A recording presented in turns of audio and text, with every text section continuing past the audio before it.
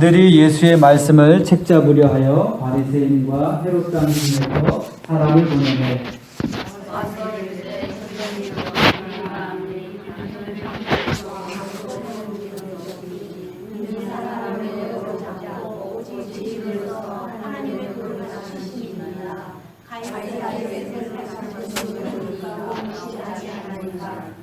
우리가 바치리까 말리까 한데 예수께서 그 외식함을 아시고 이르시되 어찌하여 나를 시험하느냐 그 날이 온 하나를 가져다가 내게 보이리라 하시니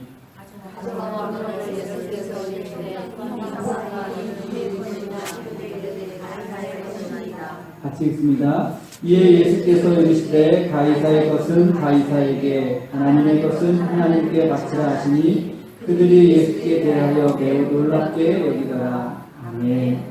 그러니까 내 삶에 누구의 형상과 글이 새겨져 있을까라는 제목으로 권수 목사님 말씀 전해주시겠습니다.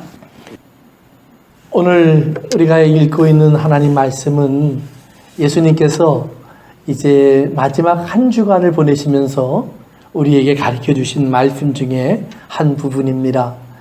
예수님의 마지막 한 주간은 예수님이 예루살렘에 나귀를 타고 입성하시면서 시작됩니다. 사람들은 예수님을 호산나 다윗의 자손, 즉 그들의 메시아라고 부르면서 환영을 했습니다. 그러나 한 주간이 끝날 때 사람들의 외침이 바뀝니다. 저를 십자가에 못 박으소서. 저를 십자가에 못 박으소서. 일주일 전입니다. 불과 온 예루살렘 성이 떠나갈 듯이 찬송을 부르며 환영했던 사람들이 일주일이 되기 전에 그들은 마음이 바뀌어서 예수님을 죽이라고 외치는 폭도들이 됩니다. 그 과정 속에서 우리가 볼 수 있는 것이 있습니다. 그것이 뭐냐 하면 예수님은 그러면 과연 그것을 모르고 계셨냐? 아닙니다. 알고 계십니다. 그러면 그걸 피하려고 하셨느냐? 아닙니다. 피하려고 하지 않았습니다. 어떤 면에서 보면 사람들은 하지 않으려고 하는 일들을 예수님은 오히려 그들이 할 수밖에 없도록 만들어 가신 부분도 있습니다. 그래서 성경은 사람들이 뺏어간 예수님의 생명이 아니라 예수님이 주신 예수님의 생명이라고 우리에게 알려주고 있습니다. 그래서 예수님을 죽인 자들이라고 스스로 생각하는 사람들에게는 예수님의 죽음이 자신들에게 살인과 같은 죄악이지만, 그러나 예수님이 주신 것을 깨닫는 사람들에게는 예수님의 죽음이 우리를 구원하시는 하나님의 능력이 됩니다.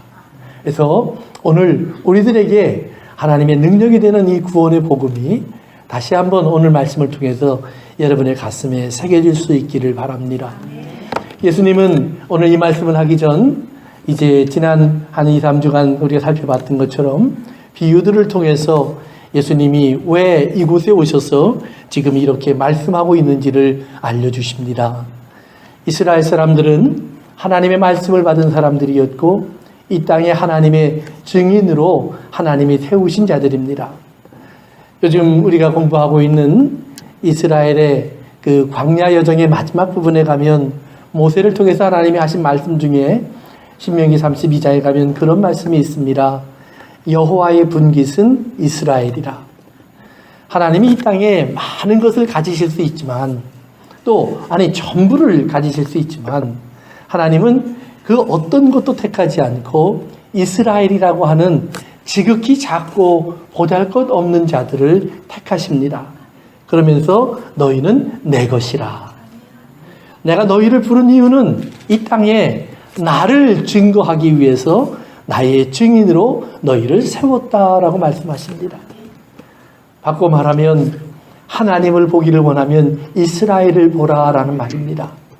하나님을 알기를 원하면 이스라엘을 찾아가라라는 말입니다.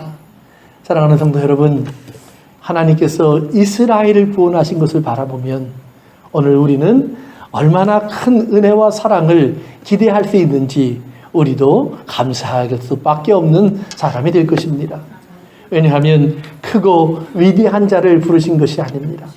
하나님 말씀하시기를 작고 보잘것없기에 가장 작기에 오늘 그 가장 작은 자를 구원하신 하나님의 눈에 여러분과 제가 발견되고 있음을 기뻐하시기를 바랍니다. 하나님은 이스라엘을 그렇게 구원해 내시고 이스라엘의 삶 속에 하나님께서 한 걸음 한 걸음 그들을 이끌어내시는 과정을 통해서 이것이 나다라고 말씀합니다. 이스라엘이 몰랐던 하나님의 이름, 그저 신, 어딘가에 계시는 분, 또 위대하신 분, 모든 것을 할 수 있는 분이라는 그 하나님에게서 이제 여호와 하나님, 이스라엘 가운데 계시는 하나님, 이스라엘과 함께 하시는 하나님, 이스라엘을 인도하시는 하나님, 이스라엘을 도우시는 하나님, 이스라엘을 지키시는 하나님으로 이스라엘을 찾아오셨습니다. 그리고 우리에게 하나님은 예수 그리스도 임마누엘, 우리와 함께 하시며 우리를 죄에서 건지시는 분으로 오셨습니다. 이제 죄에서 건지실 뿐 아니라 우리의 목자가 되어주시고 우리의 인도자가 되어주셔서 우리의 삶 속에 함께 하시며 이끌어 가시는 하나님이 되어주십니다. 예수님이 이 땅을 떠나시며 성령님이 오신다고 말씀하셨고 그 성령님이 오시면 우리는 이 땅에서 더 이상 고아나 과부처럼 버림받아진 사람들이 아니라 이 땅의 사람들이 알지 못하는 하나님의 사랑을 가슴에 품은 하나님과 동행하는 사람들이라고 성경은 말합니다. 세상 끝날까지 한순간도 하나님께로부터 버림받은 적이 없는 하나님의 손에 붙잡힌 사람들인 것을 믿으시길 바랍니다. 사랑하는 성도 여러분, 하나님은 여러분의 이름을 알고 여러분의 모든 것을 압니다. 머리카락 하나부터 발끝까지 하나님의 눈을 벗어나는 것은 없습니다. 여러분의 이름이 지어지기도 전에, 여러분이 엄마의 태 속에서 이루어지기도 전에 하나님은 이미 여러분을 알고 계셨다고 성경은 분명히 기록합니다. 그렇기 때문에 하나님은 여러분을 바라보시면서 기뻐하시고 즐거워하십니다. 여러분을 하나님은 사랑이라고 부르시고 하나님의 기쁨을 여러분에게 다 쏟아 부으시기를 원하십니다. 오늘 여러분의 가슴 속에 이런 하나님이 찾아오시기를 바랍니다. 예수님 당시에 그러나 이스라엘의 모습은 그런 하나님을 아는 지식을 찾아볼 수가 없습니다. 율법은 그들이 열심으로 지켰습니다. 언젠가도 설명드렸던 것처럼 이스라엘은 성경에 나오는 613가지의 율법에서 멈추지 않았습니다. 그것 하나하나를 지키기 위해서 그들은 그 율법 하나하나를 수십 가지, 수백 가지 이렇게 해석해 나가기 시작했습니다. 안식일을 지켜라. 그러면 어떻게 하면 지키는 것일까? 일하지 마라. 그러면 무엇이 일하는 것일까? 어떤 것이 내가 사익을 취하는 것이고 어떤 것이 하나님 앞에 합당한 것이고 어떻게 하면 깨끗할 수 있고 어떻게 하면 거룩할 수 있을까? 아침마다 손을 닦으면 될까? 사람을 만나고 오면 손을 씻으면 될까? 시장을 갔다 오면 목욕을 하면 될까? 옷을 갈아입으면 될까? 그들은 마음이 고민하며 많은 법을 만들었습니다. 그러나 그들이 법을 만들면 만들수록 그들이 율법을 더하면 더할수록 그들은 하나님과 멀어져 갑니다. 그들이 하나님과 멀어져 가는 모습은 아주 쉽게 알 수 있습니다. 그들이 이 땅의 사람들과 멀어져 갑니다. 성도 여러분, 기억하십시오. 하나님을 가까이 하게 되면 세상을 사랑합니다. 세상을 사랑한다고요? 요한복음 3장 16절 같이 읽습니다. 하나님이 세상을 이처럼 사랑하사. 하나님도 세상을 사랑하십니다. 세상을 사랑한다고 하는 것이 이 땅에 쾌락을 쫓고 물질을 쫓고 향락을 쫓고 나의 배부름을 쫓는 것을 말하는 것이 아닙니다. 이 땅의 주인으로 삼아주신 이 땅에 하나님의 형상으로 지음받았던 사람들, 죄를 짓고 하나님을 잃어버리고 세상에서 방황하는 사람들, 그들이 살고 있기에 세상을 사랑하신다라는 말입니다. 그들의 죄를 보고 분노를 퍼붓는 것이 아니라 그들의 죄와 허물 속에서 멸망으로 쓰러져가는 그들을 바라보며 가슴 아파하며 그들이 돌아오기를 원하는 하나님을 말하는 것입니다. 사랑하는 성도 여러분, 하나님을 사랑하면 그러기에 세상을 사랑합니다. 그러나 이스라엘은 그들은 하나님을 사랑한다고 하면서 자꾸 세상과 멀어집니다. 자기와 다른 민족들을 이방인이라고 나누기 시작합니다. 자신들은 거룩하고 저들은 더럽다고 나누기 시작합니다. 자신들은 하나님 앞에 복을 받았고 저들은 저주를 받았다고 나누기 시작합니다. 세상의 모든 것으로 그들은 철저하게 세상과 나누어집니다.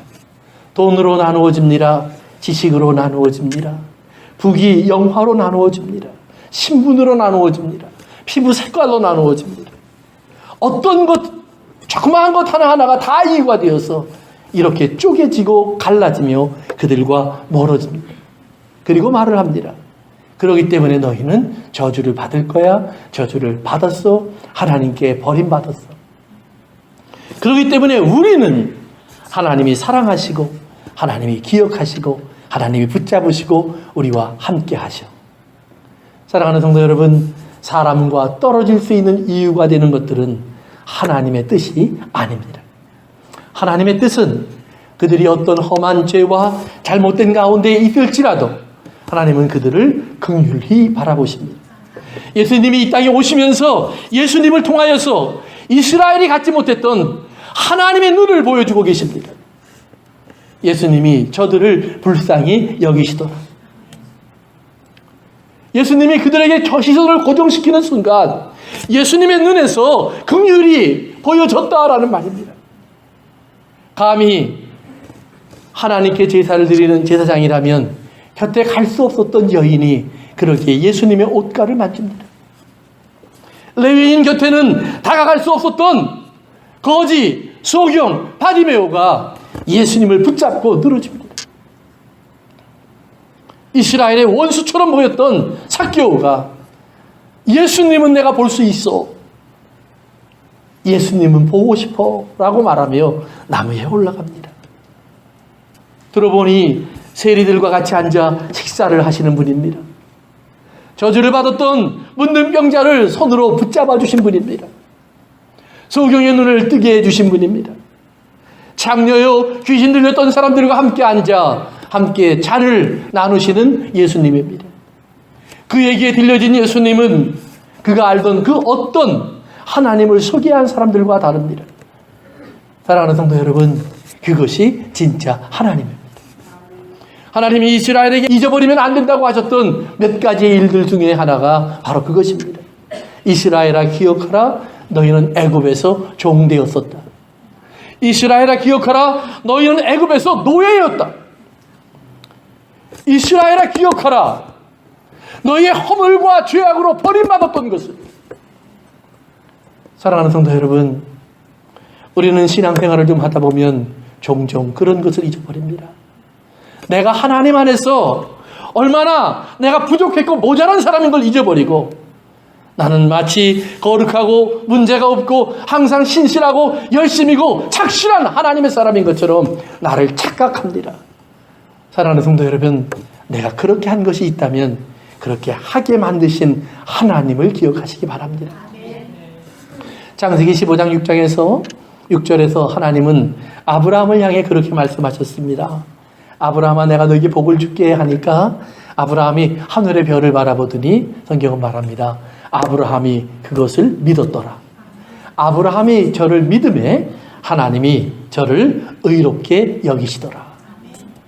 하나님이 아브라함이 그것을 믿으니까 의롭게 여기셨다 그럽니다. 그래서 여기셨다라는 말이 하샤브라는 말입니다. 하샤브라는 말은 헝겊을 이렇게 총총히 꼬듯 치밀하게 꼬아나갔다라는 말입니다.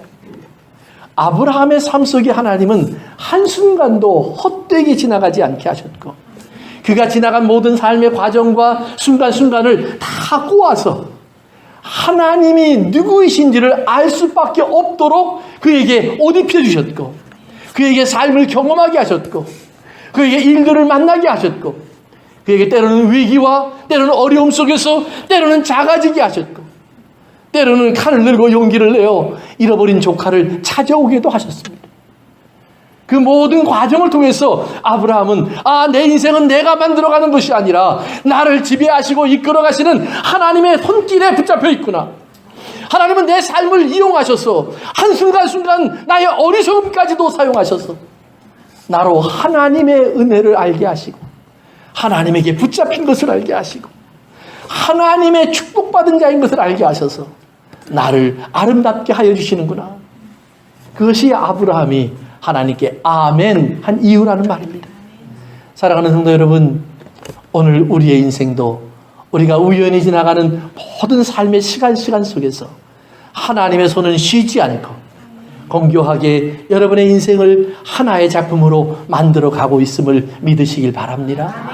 그 작품 속에서 하나님은 이제 네가 나를 아느냐라고 물으십니다. 이제 네가 나를 믿느냐라고 물으십니다.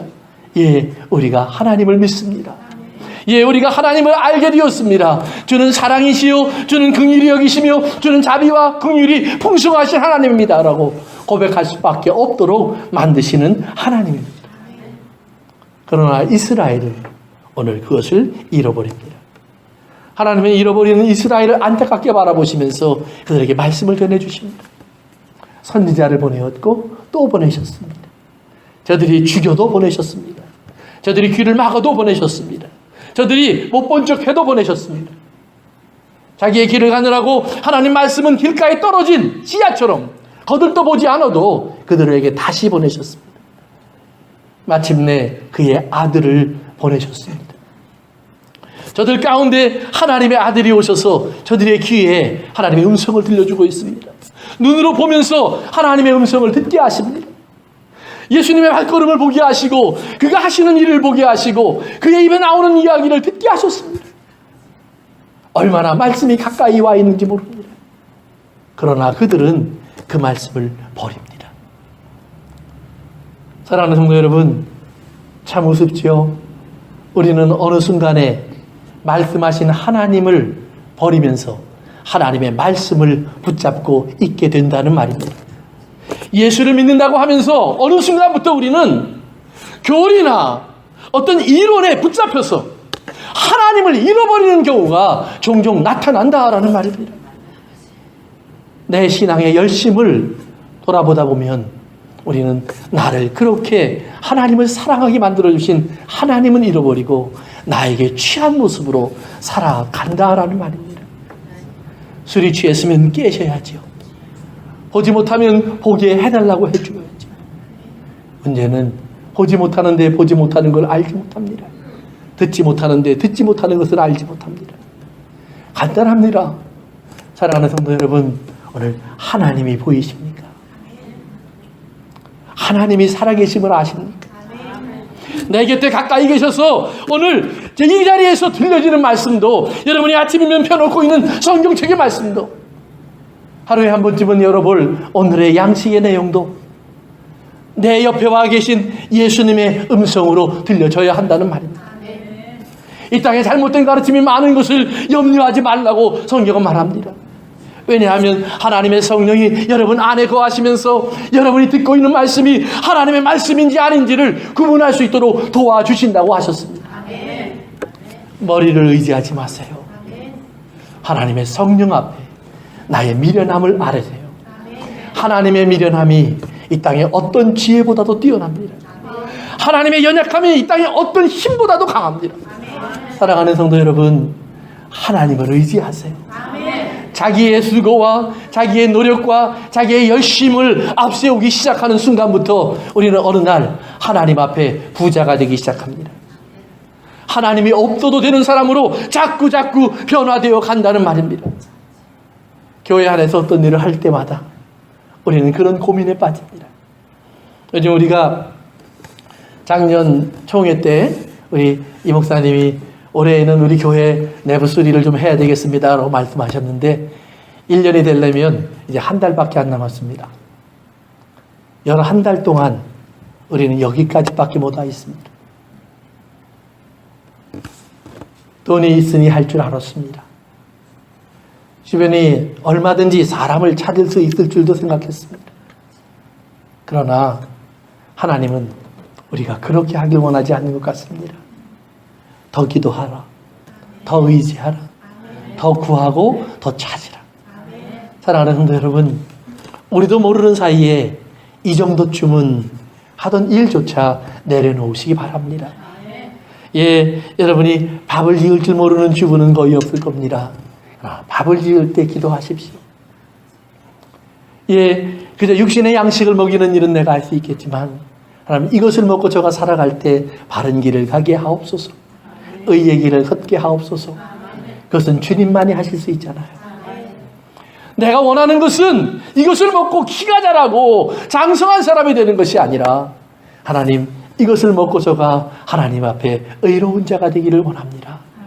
주님 앞에 겸손한 자가 되기를 원합니다.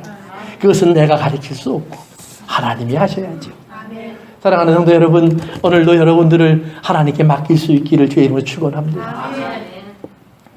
예수님이 오셨을 때 저들은 이 예수님의 음성에 귀를 막습니다.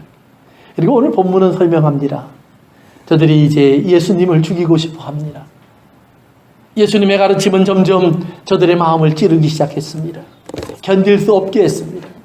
그들의 핑계는 예수님으로 잘못하면 이 땅에 난리가 나고, 난리가 나면 로마 사람들이 쳐들어와서 우리를 다 또 힘들게 할 테니까 예수가 죽는 게 좋아. 그렇게 말을 했습니다. 그러나 그 안을 열어보니까 그것은 그들의 이해관계와 걸려 있습니다. 그들이 자랑했던 성전이 무너져야 한다고 말씀하셨습니다.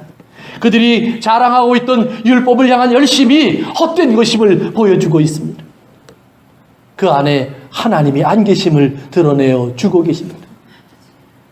그들은 그들이 잃어버린 것을 발견하고 내가 어떻게 하면 좋을까 어찌할꼬 하지 않습니다. 아니야, 그래도 이 길로 가다 보면 계실 거야. 사랑하는 성도 여러분, 오늘 못 찾는 하나님은 내일도 못 찾습니다. 그러나 오늘 찾으신 하나님은 내일도 계십니다. 어제나 오늘도 영원토록 한결같으신 하나님을 감사하시길 바랍니다. 저들은 예수님에게 사람을 보내었습니다. 여러분, 묘한 조합이 여기에 나옵니다. 헤롯 땅과 바리새인들이 왔습니다. 헤롯 땅이라고 하는 것은 가장 세속적이 된 이스라엘 사람들입니다. 헤롯이라고 하는 당시에 갈릴리 지역을 지배하고 있던 헤롯의, 성전을 지은 헤롯의 아들, 그 아들이 가리키고 있는 다스리는 지역에서 헤롯 밑에 살면서 헤롯과 같이 타협을 하고 헤롯이 좋은 정치를 하면 이스라엘의 평화가 올 거다, 이렇게 믿고 사는 사람들입니다. 그래서 그들은 헤롯을 섬기고 헤롯을 메시아처럼 여겼습니다. 바리새인들의 입장에서 보면 가장 더러운 사람들입니다. 신앙을 떠난 사람들입니다. 유대인의 후손이 아닌 에돔의 후손을 섬기는 사람들입니다. 잘못돼도 보통 잘못된 것이 아닙니다. 그런데 오늘 성경에 보니까 그들이 예수님을 죽이는 일에 힘을 합칩니다. 기억하십시오. 하나님의 말씀의 반대편에서 합쳐지는 모든 것은 죄입니다.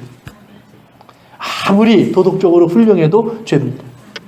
아무리 세상적으로 합리적인 것이라도 죄악입니다. 가끔 그런 질문을 요즘 교회가 받고 있습니다.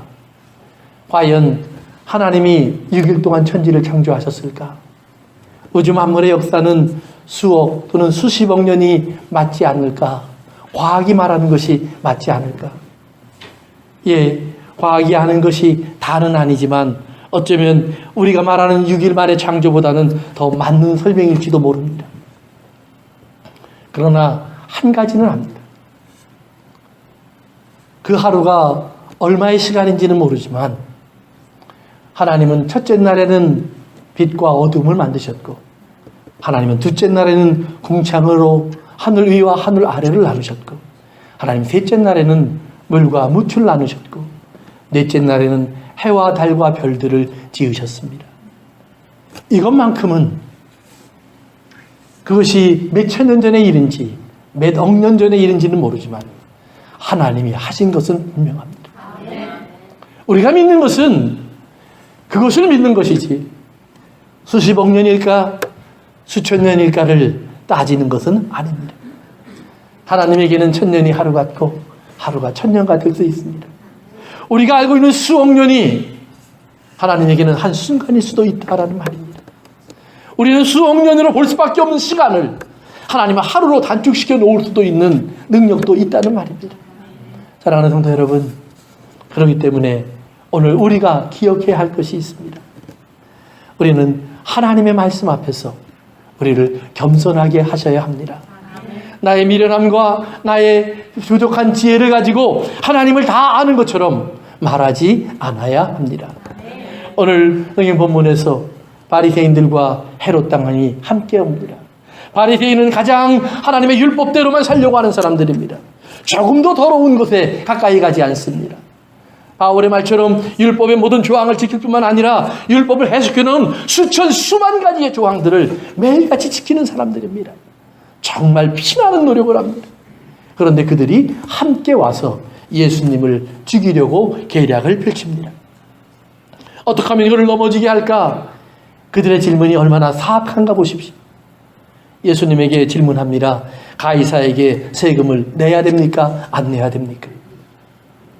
아니요라는 말 한마디면 예수님은 사형입니다. 로마가 온 세상을 지배하면서 가장 중요하게 여겼던 것 중에 하나가 로마인들이 정기적으로 1년마다 한 번씩 모든 나라로부터 거두어들이는 인두세입니다. 모든 사람은 반드시 1년에 한 데나리온을 바쳐야 합니다. 모든 사람은. 그렇기 때문에 로마는 사람 숫자를 정확히 파악하는 일에 굉장히 많은 수고를 들였습니다. 곳곳에 세금을 거두는 사람들을 만들고 그들로 하여금 그 밑에 수많은 사람들을 두어서 철저하게 한 사람도 빠짐없이 사람의 숫자를 확인하고 그들로부터 세금을 거두어 드렸습니다. 물론 인두세가 전부는 아니었습니다. 곡식을 거두면 10분의 1을 가져갔습니다.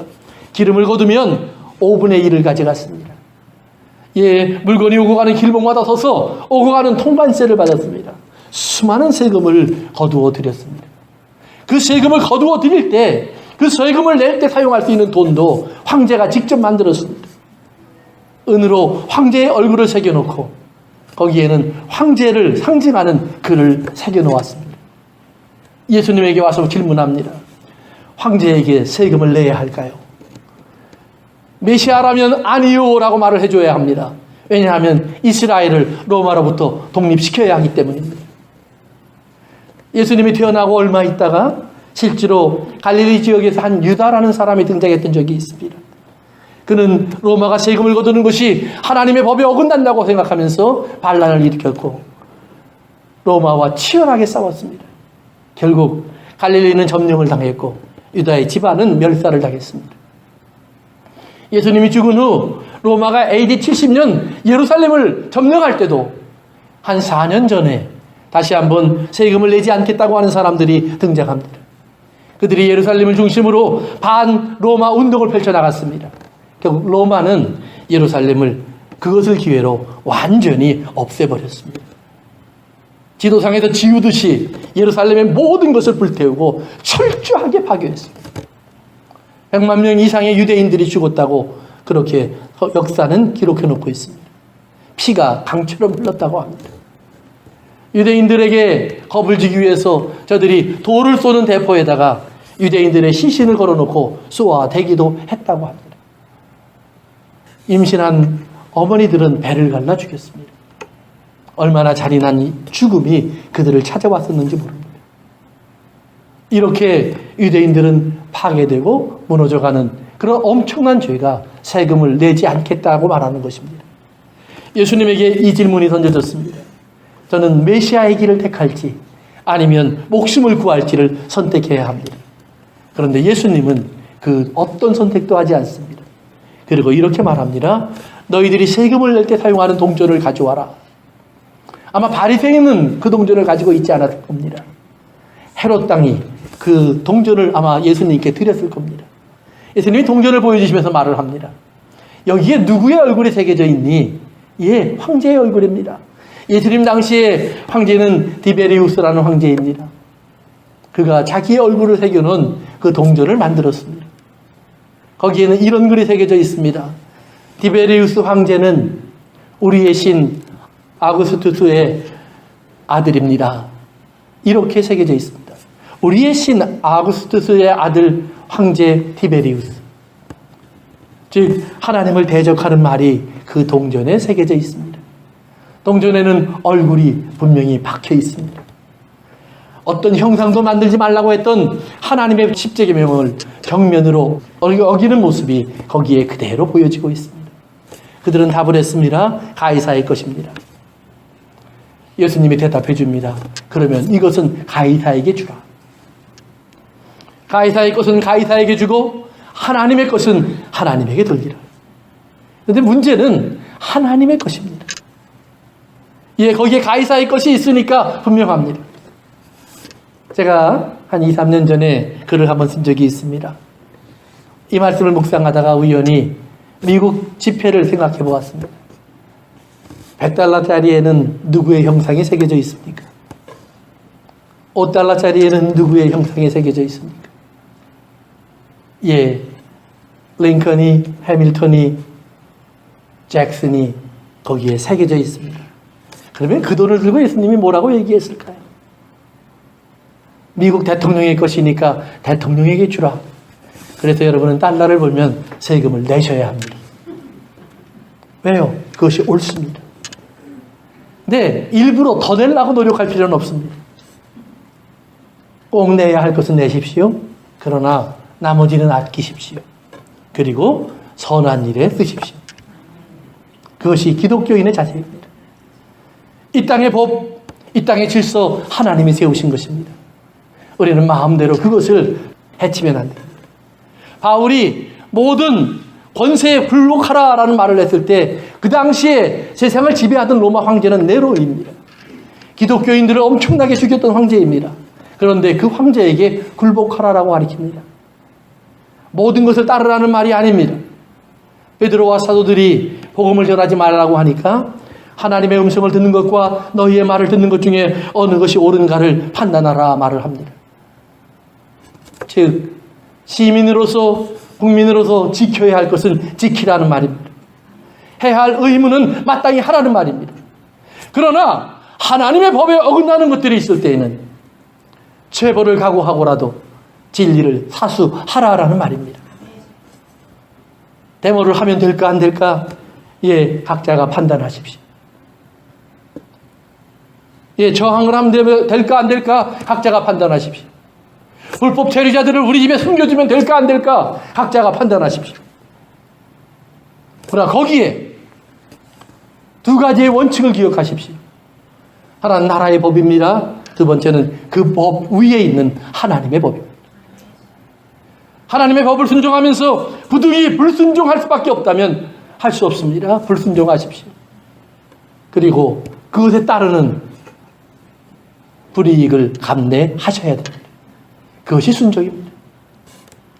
예수님은 그들에게 그렇게 가르치십니다.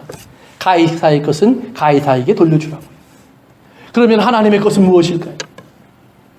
그 일이 있기 며칠 전 예수님이 성전에 가서 동전 바꾸는 사람들의 상을 엎어버리신 적이 있습니다. 그 당시 이스라엘 사람들은 어느 곳에서 왔든지 간에 일단 성전에 들어오면 성전에 바칠 모든 예물은 성전에서 받는 동전으로 바꿔야 합니다. 그래서 성전에서 동전을 바꾸는 일이 굉장히 중요합니다. 그런데 문제는 그 당시 성전에서 썼던 동전에도 잘못된 것이 새겨져 있었습니다. 당시 성전에서 사용했던 동전을 두로의 동전이라고 부릅니다. 오늘날 그 두로라고 불리우는 레바논에 있는 도시에서 그 동전을 만들었기 때문에 두로의 동전이라고 부릅니다. 근데 그 두로의 동전에 보면 앞에는 헤라클레스가 새겨져 있습니다. 로마 신화에 나오는 제우스의 아들입니다. 힘이 천하장사입니다. 그들이 신으로 섬기고 있던 사람입니다. 헤라클레스의 얼굴이 새겨져 있습니다. 뒷면에는 독수리의 문양이 새겨져 있습니다. 독수리도 그들이 섬기던 신을 상징하는 짐승이었습니다. 바꿔 말하면 성전에 드리는 돈에 앞에는 헤라클레스, 뒤에는 독수리. 그래서 우상이 새겨져 있었다라는 말입니다. 그리고 거기에 글도 새겨져 있습니다. 거기에는 of the holy inviolable, 거룩하고 침범할 수 없는 두로의 신이라는 의미입니다. 거룩하고 침범할 수 없는 두로의 신을 거기다 새겨 놓았고 그려 놓았고 조각해 놓았습니다. 그런데 가이사에게 드리는 가이사의 얼굴이 새겨진 동전은 그들이 혐오하면서 바리새인들의 주머니 속에는 두로의 동전이 들어가 있습니다.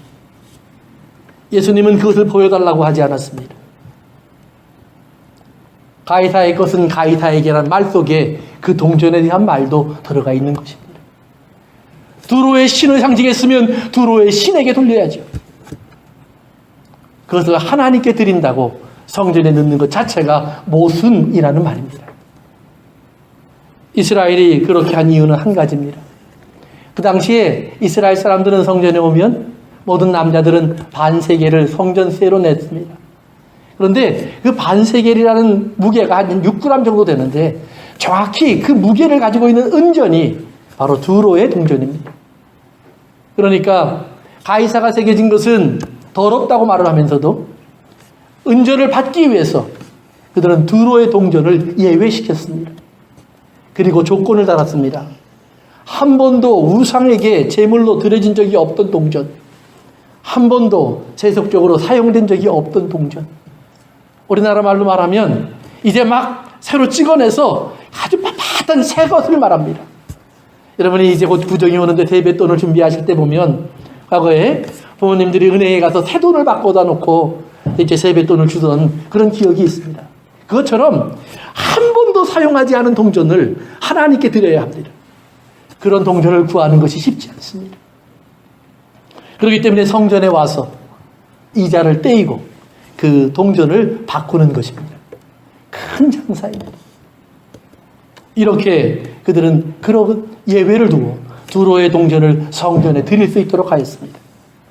그러나 예수님은 그것이 그들의 외식임을 보여주는 것입니다. 가이사의 것이라고? 그러면 너희가 성전에 드리는 동전에는 무엇이 들어가 있니? 두로의 신이 들어가 있습니다. 그러면 그것도 아니죠. 사랑하는 성도 여러분, 오늘 예수님은 여기서 하나님의 것이 무엇인가를 우리에게 숙제로 남겨주는 것입니다. 사랑하는 성도 여러분, 하나님의 형상이 새겨지고 하나님의 말씀이 새겨진 것은 무엇일까요? 하나님의 사람들입니다.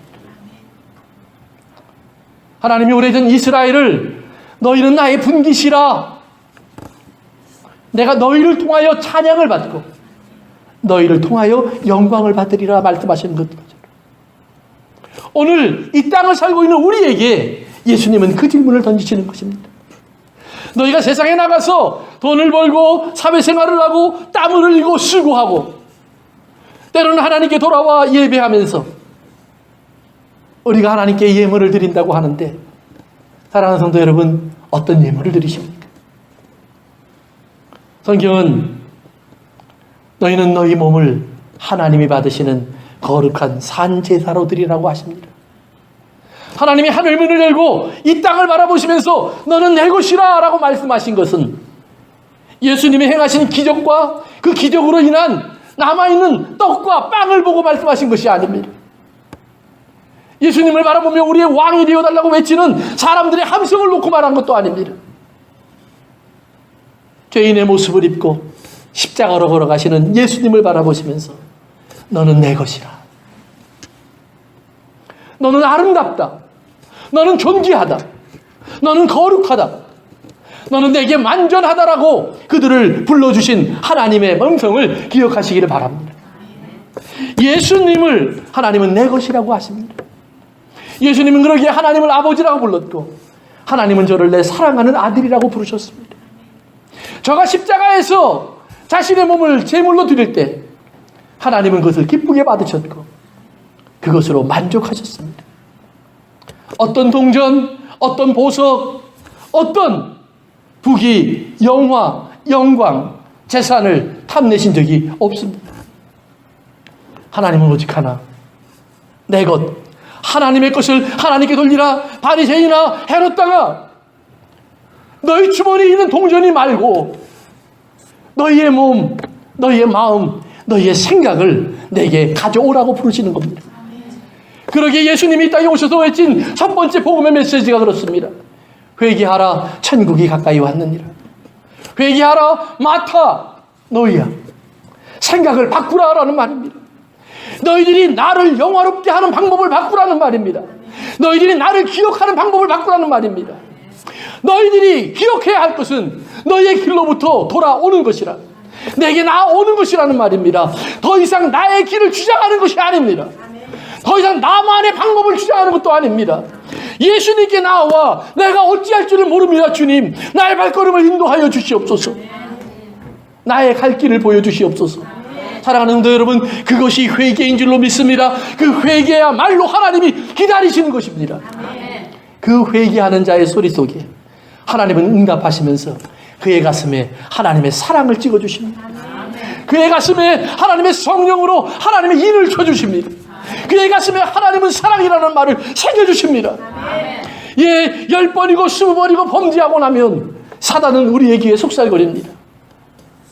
어떤 이유로? 네가 용서받을 수 있다고 생각하니? 너의 뻔뻔함이, 너의 무력함이, 너의 죄악됨이 사악하지 않니? 하나님은 너를 용서하지 않을 거라고요. 성도 여러분, 주님은 말씀하십니다. 70번에 7번이라도 나는 씻을 거야. 70번에 7번이라도 내가 씻어줄 거야. 내가 용서할 것이라고 주님은 선언하십니다. 처음처럼 한결같이 닦아내신다는 말입니다. 요즘 저희 큰 손녀가 이제 파리 트레이닝을 이제 거의 맞춰가는 것 같습니다. 그래서 이제 기저귀를 떼는 그런 과정을 갖고 있는데요. 그것을 제 아내와 제가 작년부터 얘기했습니다. 야, 애기 기저귀 띄게 해라. 너 기저귀 값이 얼마나 많은 줄 아니? 우리 아들이 그럽니다. 나라고 그러고 싶지 않겠습니까? 그런데 띄워놓으면 실례합니다. 띄워놓으면 실수합니다. 할 수 없이 다시 입히고 반복합니다. 1번, 2번, 3번, 4번. 그런데 어느 날 띄었습니다. 저도 띄었습니다. 여러분도 띄었습니다. 사랑하는 성도 여러분, 한 번으로 완성되지 않습니다. 하나님은 어머니의 사랑보다 큰 사랑을 갖고 있고, 하나님 아버지는 어머니의 마음보다 큰 마음을 갖고 있습니다. 100번을 갈고도 만족하지 못하는 우리가 이루고자 하는 것을 이룰 수 없는 기저귀를 가는 것만큼이나 하나님은 우리의 죄를 그렇게 수없이 닦아내십니다. 그러나 한 번도 후회하지 않으십니다. 또다시 눈물을 흘리시고 또다시 피를 흘리시고 또다시 닦아내시면서 우리에게 또 하루를 주십니다. 또 한 번의 기회를 주십니다. 사랑하는 성도 여러분, 우리 주 예수 그리스도 안에서 우리를 정결하게 만들어 가시는 하나님을 기억하시길 주의 이름으로 축원합니다. 예, 예수님이 말씀하십니다. 가이사의 것은 가이사에게, 하나님의 것은 하나님에게 돌리라고 합니다. 우리는 가이사의 것이 무엇인지 분명히 압니다. 이 땅에 속한 것들이 무엇인지를 분명히 압니다. 그러나 우리는 또한 하나님의 것이 무엇인지를 알아야 합니다. 이스라엘이 몰랐던 하나님의 것, 예수 그리스도를 이제 받으시려고 하는 하나님의 모습, 그 예수님을 바라볼 수 없는 이스라엘의 어두움을 여러분들은 반복하지 않으셔야 합니다. 우리의 삶을 통해서 하나님께서 예수 그리스도를 말미암아 보여주셨던 그 모습이 이제는 로마서에서 말씀하는 사도 바울의 말처럼 우리 가슴 속에 그리스도의 형상을 본받는 아름다운 사람들이 지어지기를 주님의 이름으로 축원합니다. 성경은 말합니다. 하나님께서 그것을 이루시기 위하여 부르신 자들을, 정하신 자들을 부르시고 부르신 자들을 의롭게 하시고 의롭게 하신 자들을 영화롭게 하셨느니라. 하나님은 그 일을 마치셨다 하라는 말입니다. 그것이 나의 오늘이 되도록 하나님은 맞춰 놓으셨다는 말입니다. 사랑하는 성도 여러분, 믿으십시오. 하나님이 하실 것입니다. 하나님이 이루실 것입니다. 하나님이 완성하실 것입니다. 이제 우리로 하여금 하나님에게 하나님의 것을 돌려드릴 수 있도록, 주여 내가 여기 있나이다 말할 수 있도록, 주여 내 입에 찬송을 돌려드립니다라고 고백할 수 있도록, 주여 내 마음의 믿음을 하나님께 고백합니다라고 고백할 수 있도록 우리의 삶 속에 하나님의 형상을 심으시고, 그리고 하나님은 사랑이라고 분명히 새겨놓으실 것을 믿고 감사하시기를 바랍니다. 사랑하는 성도 여러분,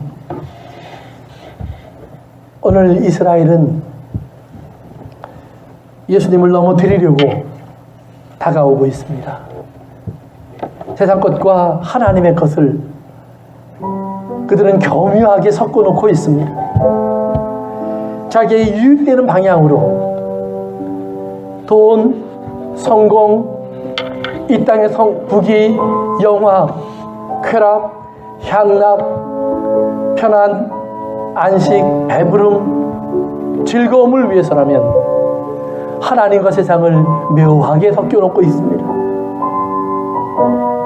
그러나 주님은 오늘 우리에게 그것을 구분하라고 하십니다. 가이사의 형상이 새겨져 있는지 아니면 하나님의 모습이 새겨져 있는지, 오늘 내가 추구하는 삶, 내가 하나님 앞에 나와 기도하는 내 기도의 속에, 내가 원하는 신앙의 모습 속에 누구의 얼굴이 있는지를 보라라는 것입니다. 예수님의 얼굴이 보여져야 합니다. 주님, 내가 주님을 보기 원합니다. 주님의 형상이 내 안에 새겨지기 원합니다. 나의 허물과 죄악을 고백합니다. 씻어주소서. 다 같이 기도합니다.